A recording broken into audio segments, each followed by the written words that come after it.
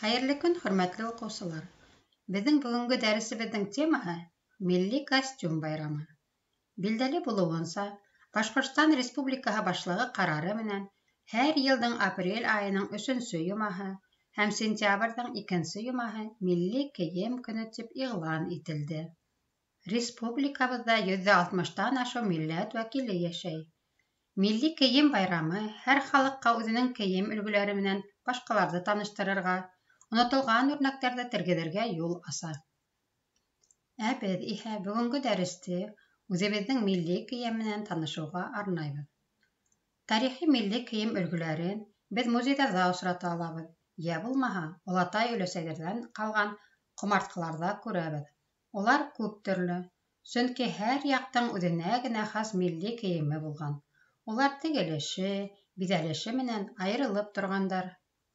Башҡорт ҡатын-ҡыҙҙары итәкле күлдәк, камзол, елән кейгәндәр, ляпҡыс таҡҡандар.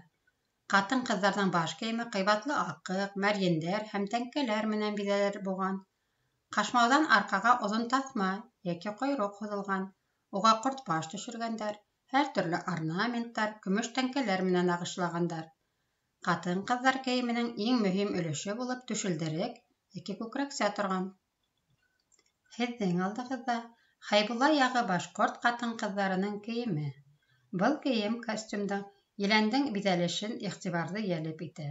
Бында ҡара ерлеккә ҡыҙыл таҫмалар һуҙылған, уның ситенән бер буй мәрйен менән биҙәлә, ә эргәһенән орнаментлы биҙәү үтә. Дим буйы башҡорт ҡатын-ҡыҙҙарының кейеме лә үҙенсәлекле. Бында ла елән ҡара төҫтә, әммә бында еләндең таҫмалары аҡ. Башҡа яҡтарҙан айырмалы, был яҡ еләндәренең арҡа өлөшө лә тәңкә менән биҙәлгән.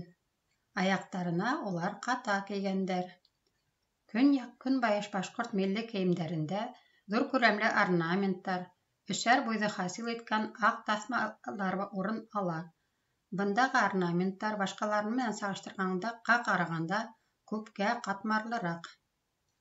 Светлана Николаевна Шитованың «Башкирская народная одежда» тигән китабынан алынған ҡорған башҡорттары кейемендә беҙ ҡыҙыл күлдәк, йәшел камзол йәки бишмәт, ҡуш яулыҡ күрәбеҙ. Уларҙың күкрәксәләрендең алғы өлөшө лә, арҡа өлөшө лә тәңкәләр, мәрйенле селтәр менән биҙәлгән. Шуны ла өҫтәп әйтергә кәрәк. Төньяҡ-көнбайыш башҡорттарында таҡыя, төньяҡ-көнсығышта түбәтәй, ҡалпаҡ, ҡайылған аляпҡыстар башҡорт кейеменең үҙенсәлекле бер төрө булған. Төньяҡ-көнсығыш ҡатын-ҡыҙҙары шау сәскәле аляпҡыс, ә баштарына яулыҡ аҫтынан мәрйен менән биҙәлгән ҡалпаҡ кейгән. Өлкән ҡатындар эйәк аҫтынан 2 сикә буйлап күтәрелгән, 2-3 рәт көмөш тәңкәнән торған һағылдырыҡ, биҙәүес әйбер таҡҡандар. Ҡашмауҙан башҡа ҡатын-ҡыҙҙар арҡалығы киңерәк, башы ослораҡ кәләпүш йәиһә баш кейем кейгән, ә йәш килендәр ҡушъяулыҡ, олораҡ һәм тол ҡатындар таҫтар ябынған. Ҡыҙҙар ҡалпаҡ, таҡыя йөрөткән, сәс толомдарын сәсмәү, сулпы, ҡаралыҡ, елкәлек менән биҙәгән.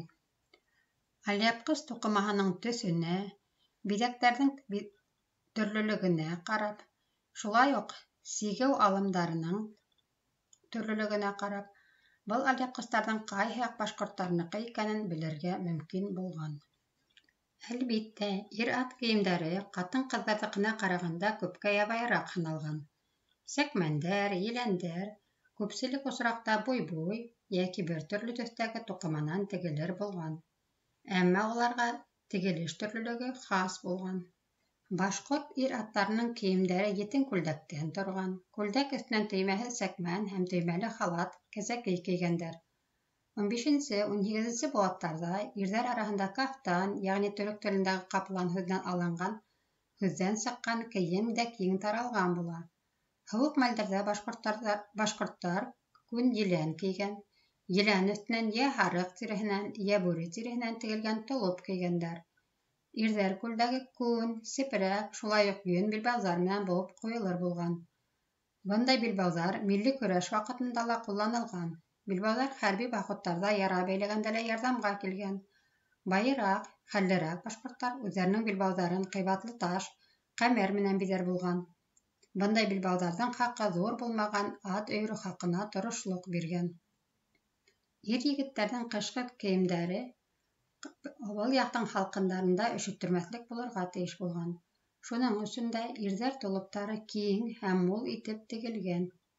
Улар атта йөрөгән ваҡытта, санала йөрөгән ваҡытта бик уңайлы һаналған. Ябай халыҡ үҙҙәренең көндәлек кейемдәрен үҙҙәренең тормоштарына һәм көн күрештәренә яраҡлы итеп тектереп алған. Шуға ла уларҙың кейем төҫтәрендә кер күтәрерҙәй ҡарағусҡыл һәм һорғолт төҫ өҫтөнлөк итә. Ир-егеттәрҙең баш кейеме ҡамсат бүректән, ҡолаҡсындан, көләпрәнән, ҡама бүректән, тире кәпәстән, яҙлы-көҙлө кейә торған кейеҙ башлыҡтан, түбәтәйҙән торған. Бүректәр төрлө йәнлек тиреләренән тегелгән. Иң ҡыйбатлылары һеләүһен тиреһенән тегелгән бүректәр булған. Бындай бүректәрҙе бай ҡатлам кешеләре, тархандар һәм бейҙәр кейгәндәр. Бүректең хаҡы бер ат хаҡына тиң булған. Ҡолаҡсынлы бүрек ҡыш көнө кейеү өсөн бик уңай баш кейеме һаналған. Сөнки ул сатлама һыуыҡтарҙан, ыжғыр елдәрҙән һаҡлаған. Ир-егеттәрҙең баш кейеме күп төрлөлөгө менән айырылып тора. Түбәтәйҙәрҙең генә әллә нисәмә төрө иҫәпләнгән. Улар форма яғынан да, ҙурлығы яғынан да, биҙәлеше яғынан да төрлөсә булғандар.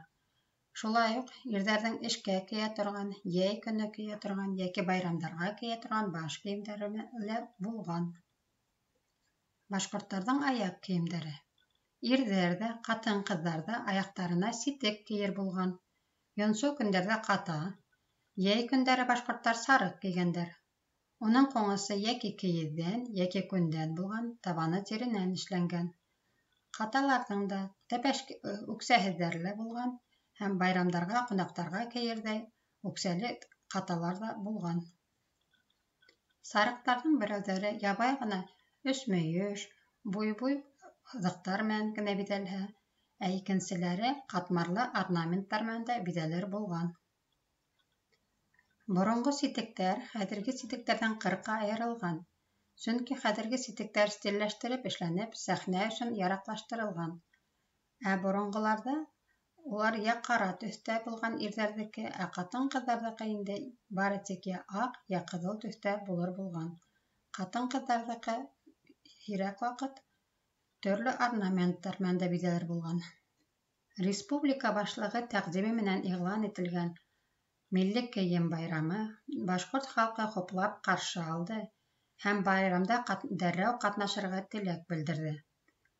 Байрамда өлкән быуын кешеләре лә, йәш кенә егеттәр һәм ҡыҙҙарҙы ла, бала-сағаларҙы ла күрергә мөмкин. Бөгөн беҙ үткәнебеҙҙе, тамырыбыҙҙы күҙ уңынан ысҡындырмайбыҙ. Халыҡ йолалары менән ҡыҙыҡһыныуҙы арттырҙыҡ. Бик күптәр үҙҙәренә милли кейем тектереү, биҙәүестәр эшләтеү сараһын күрә. Шуға ла һеҙ ҙә, балалар, ошо башланғыстан ситтә ҡалмаҫһығыҙ. Бындай сараларҙың әүҙем ҡатнашсыһына әйләнерһегеҙ тигән өмөт бар. Берҙәм булайыҡ, бергә булайыҡ.